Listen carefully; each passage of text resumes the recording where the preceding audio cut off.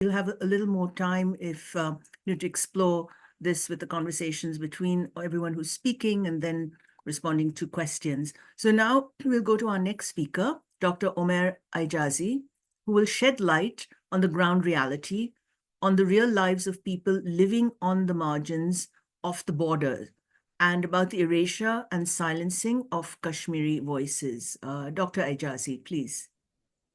Thank you.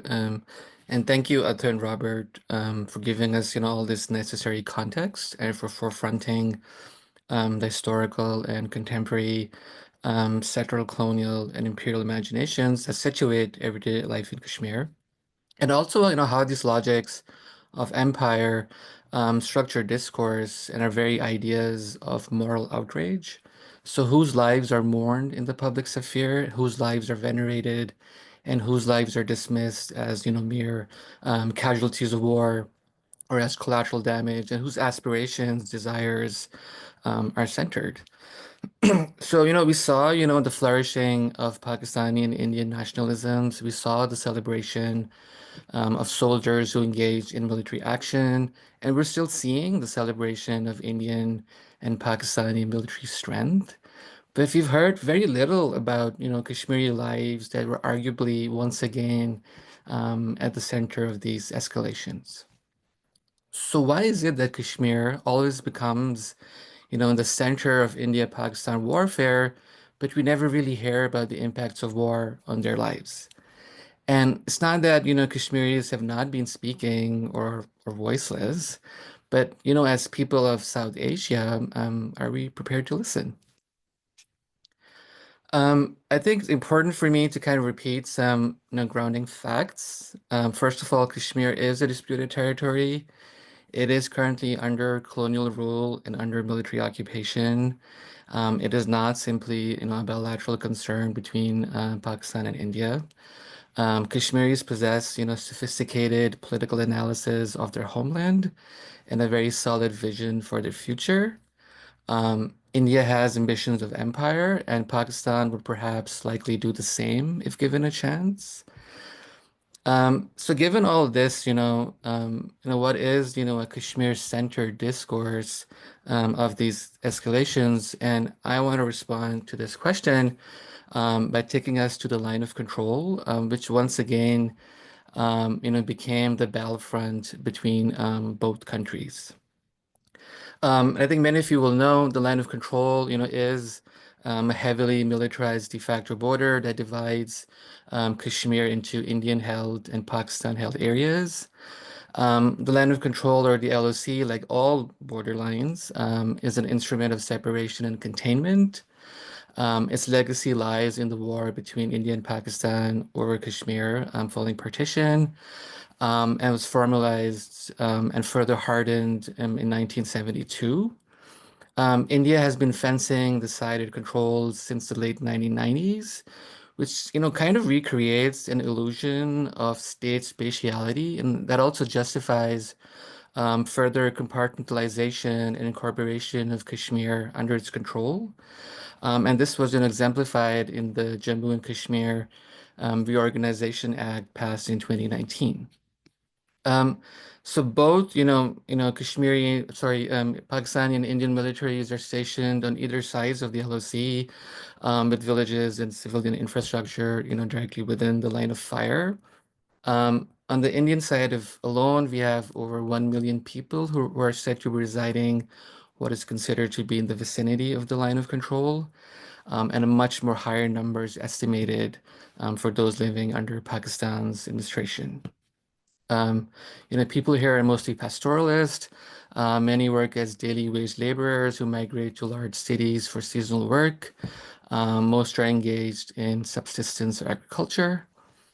So people in the vicinity of the LSE, for the most part, live under continuous conditions of unpredictable war. Firing can start between militaries at any time. This includes, mortar shelling, bombs, projectiles, and so forth. And despite, an official ceasefire back in 2003, there have been thousands of ceasefire violations over the years. And each time relations between India and Pakistan worsen, there's hostility across the LOC. That's how you gauge the tension in the region, like we just saw also very recently. Um, just a few days ago, when I learned about, the cancellation of schools in Pakistan and India, during the height of these escalations, and, checking in on my family, and loved ones, I have a nephew who studies in Pakistan, and he told me that they were doing, evacuation exercises in their institution. And it seemed like a big deal for Pakistani or Indian young people to be confronted with the possibility of war in such a large way. But my colleagues who live, in the vicinity of the line of control were like, we always have lived in that uncertainty, at the whim of, a trigger-happy soldier. So he was like, maybe for once, maybe you too can understand what we go through, on a regular basis. So I think, we should take that to heart. Um, um, and with these, current escalations, once again, the LSA was activated in ways that, have not been experienced in decades, with overwhelming military buildup on both sides. Again, there was heavy artillery exchange, firing, mortar shelling. The use of missiles and drones was a new addition this time. The shelling and firing was so intense that often penetrated much further into distant towns and cities that are typically spared from the firing. And usually it's only, the villages within much or more or less in the, quite close proximity of what they call the zero line, that are subjected to this kind of exchange. But this time the range was much further, reaching far into urban, and semi-urban areas. We have first-hand accounts of destruction, injury, death from all across the line of control, from Kotli to Poonch on either sides, all the way up to the Neelam Valley. Live reporting was banned in Indian, administered Kashmir, and with very limited access on either side, we don't have, reliable, figures of how many people, were killed, injured, or the actual scale of the devastation caused. But we do know, that the language of precision attacks or surgical strikes is dishonest and impossible, given the scale of militarization and how, military infrastructure is so embedded within civilian life. It's just a physical impossibility, to be precise, in these contexts.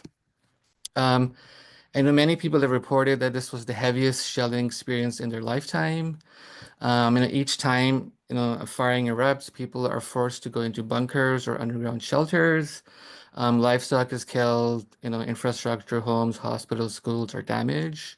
And these provisions are all already, very basic and provisional here. And then there's the compounded, feeling of unsafety and this enduring sense of violence. Um, there are bunkers on each side where people can take refuge, but since the shelling was so intense and far-reaching, there weren't enough. There weren't enough, protective infrastructure. A lot of people ended up evacuating their villages. But since these are isolated parts, there wasn't enough, public transportation or road infrastructure to actually move people out, or for people to move themselves out of these, very contested and heated regions. A lot of people were scrambling on their own. Even if they had the ability to evacuate, where do they evacuate to? And a lot of people stayed back, and took a chance. Um, Typically, firing and violence across the LOC is kind of normalized in the imagination of Kashmir.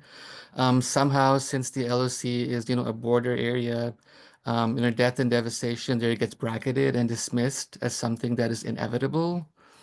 And that's exactly what happened this time around too. There was, much uproar and about attacks on major Indian, and Pakistani urban centers, and legal instruments and language of sovereignty, and self-defense were evoked.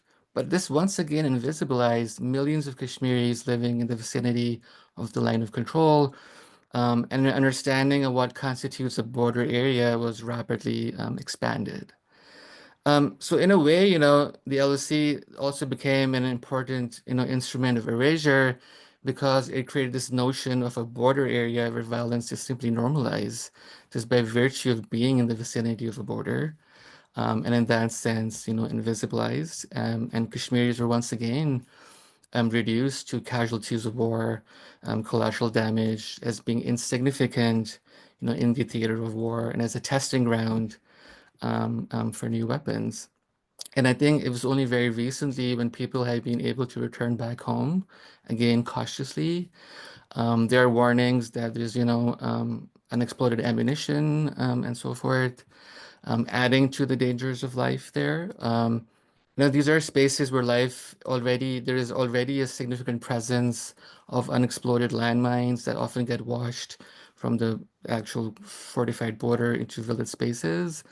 There is the constant, state of fear, uncertainty, and perpetual, warlike conditions. And even if, this broader ceasefire is reached, ceasefire violations across the LOC continue to this day.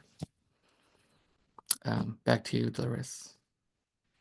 Thank you. Thank you so much, Omer, for bringing out, I mean, in very palpable ways, the impact on people's daily lives and the insecurities when your sources of livelihood are destroyed and so on. Again, things that we don't often hear about in terms of statistics and details, etc. I'm wondering if you could add a little more to what you said in terms of lasting impacts about that the recent escalations will likely have on people's lives near the line of control. If you'd like to add a few more points there. I think, one thing we can say for sure that these escalations will only accelerate and embolden militarization across the region and certainly increase militarization off the line of control. This will likely mean the buildup of military personnel along both sides, increased border fortification, which means things like more landmines and exploded ammunition, which ends up in civilian areas, more death and injury. Who are the most often victims of unexploded ammunition? It's children. So basically, a thickening, intensification, and fortressing of the border, further impacting people's mobility and safety. I think people will have lesser or more, compromised access to pastures, and the surrounding forestways, which people depend on for their livelihoods. People are very much reliant on free movement in these mountain spaces to access pastures, forage for food, access firewood, and every element of their lives and survival will likely be compromised. And with increasing, military infrastructure and military personnel, there's going to be increased surveillance of communities along the line of control as well. In its vicinity, this means more checkpoints, more obstacles to entering or leaving the region. People's communications are already monitored. For example, their mobile phone calls are always under surveillance. All this was likely increase. Crossings across the LOC for family members and relatives, which is already incredibly difficult to negotiate, will likely become even harder, further breaking connections and relationality between Kashmiri people. And you remember, this is, the line of control is a de facto border put in place as a temporary solution till a plebiscite can be held, where Kashmiris can decide their own futures. So, further, overall imposition of border logics or border ontologies. And by this, I mean people will be forced to further shape and align their lives in relation to the thickening, densifying, imposed border as opposed to living, for example, in relation to each other or to the land.